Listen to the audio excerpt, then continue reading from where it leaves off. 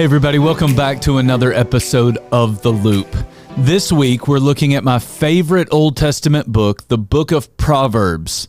Now the majority of this book was written by the wisest man who ever lived, a man named Solomon. In the first 9 chapters, he gives his son 10 speeches. In those speeches, he instructs his son to pursue wisdom and to avoid foolishness at all cost.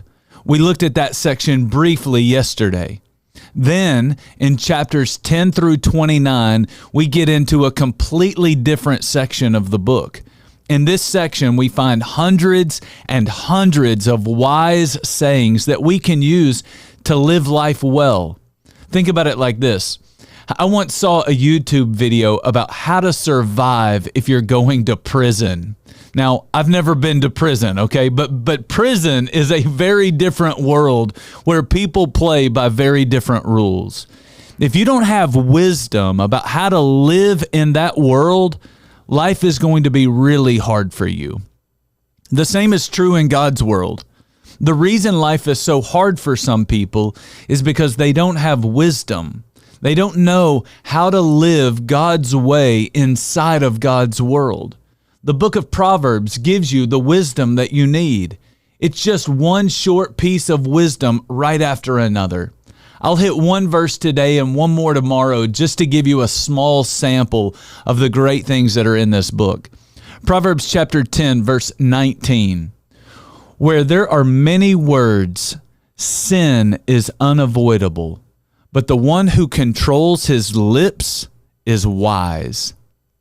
You ever hear people say things like, me and my big fat mouth, or I stuck my foot in my mouth again?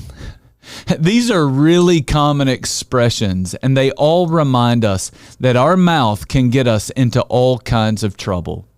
That's the value of this proverb. It reminds us that if we're going to talk a lot, we are going to sin a lot. The wise man says it is unavoidable. When we talk a lot, we end up gossiping. We say things that hurt other people. We lie. We slander. We discourage.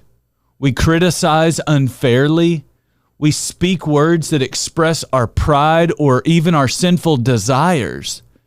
That's why the New Testament tells us that we should be quick to listen and slow to speak. When you follow that piece of wisdom, life won't be perfect, but it will be a whole lot better.